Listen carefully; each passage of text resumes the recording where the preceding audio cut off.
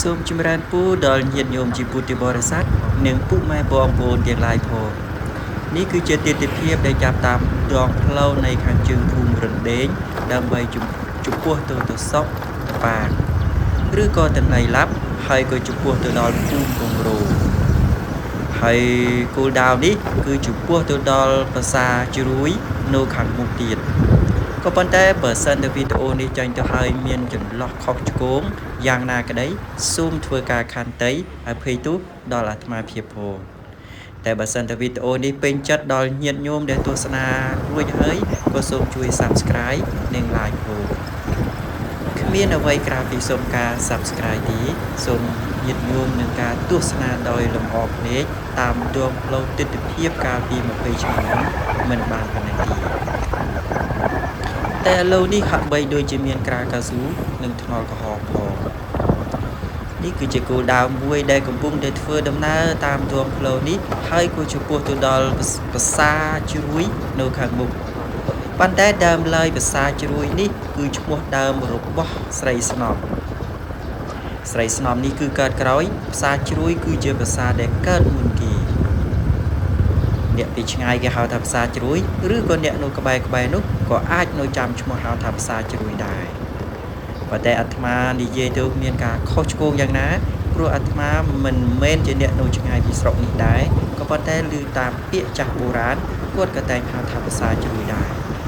ចំណែករូបអាត្មាដែលជាអ្នកនៅក្មេងខ្ចីហើយនៅពេលដែលគាត់ហៅភាសាជ្រួយខ្ញុំក៏តែងតែឆ្ងល់ថាភាសាជ្រួយនៅឯណាវិញគាត់ក៏បានប្រាប់ថាភាសាជ្រួយនោះវាคล้ายមកសពថ្ងៃគេហៅថាស្រីស្ងំឬពិតឬមិនពិតយ៉ាងណាក្តីបើសិនតែចេញទៅហើយក៏សូមពុកម៉ែបងប្អូនអ្នកទស្សនាវីដេអូអាចដឹងអំពីរឿងរ៉ាវនេះក៏ខមមិនប្រាប់អាត្មាភាពផងនិងកែសម្រួលបន្តទៀតក៏ប៉ុន្តែបើសិនតែខុសឆ្គងយ៉ាងណាមិនបាច់ជាយកការតាមត្រូវប៉ុន្មានទេអ្វីដែលសំខាន់គឺខ្លួនយើងជាខ្មែរនេះគឺដល់ហើយមិនដុំនៃភាសាជ្រួយនេះគឺដល់មិនដុំនៃភាសាជ្រួយការដើមឡើយភាសាជ្រួយនេះគឺបន្ទាប់មកដែលមានឈ្មោះស្រីស្នំកាលនោះមានរឿងព្រះមហាក្សត្រមួយអង្គបានជាងមកមិនដុំស្រីស្នំនេះបានជាងមកភាសាជ្រួយនេះក៏មានហៅថាមានចិត្តប្រតិពុតកូនអ្នកភាសាជ្រួយកូនអ្នកភូមិជ្រួយក៏បានយកធ្វើជាភរិយាក្រោយមកក៏បានទុកនាងចោលព្រះមហាក្សត្រក៏បានយាងទៅដល់ខេត្តព្រះវិហារហើយក៏ត្រឡប់មកទៅដល់ស៊ីសកេតឬមរីរ៉ាប់ខេត្តខ្មែរពីដើមហើយក៏ត្រឡប់មកតាមខេត្តបាត់ដំបងវិញបន្ទាប់មកក៏ទុកនាងនោះចោលដែលឈ្មោះថាស្រីស្នំក្រោយបន្ទាប់មកនាងនោះហៅថាស្រីស្នំហើយក៏คล้ายមកជាភាសាស្រីស្នំបច្ចុប្បន្ននេះដែរគោលដៅទី2គឺគោលដៅចំពោះទៅដល់ស្ពានអូជីដែលស្ថិតនៅឆ្ងាយអំពីភាសាស្រីស្នំនេះមិនបាន10គីឡូទេដើ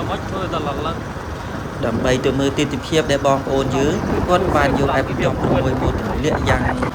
ទាំងកំរោលទាំងកំហឹងរបស់គាត់ផងគាត់ដើម្បីបដាច់នៃផ្លូវសេដ្ឋកិច្ចឬក៏បដាច់នៃចរន្តនៃយុទ្ធសាស្ត្រសង្គ្រាមរបស់គាត់ផងនេះសូមគយគន់ទៅបើពុកម៉ែបងប្អូនពេញចិត្តនឹងវីដេអូនេះសូមជួយ Like និង Subscribe សូមចម្រើនពរលានិងជម្រាបលា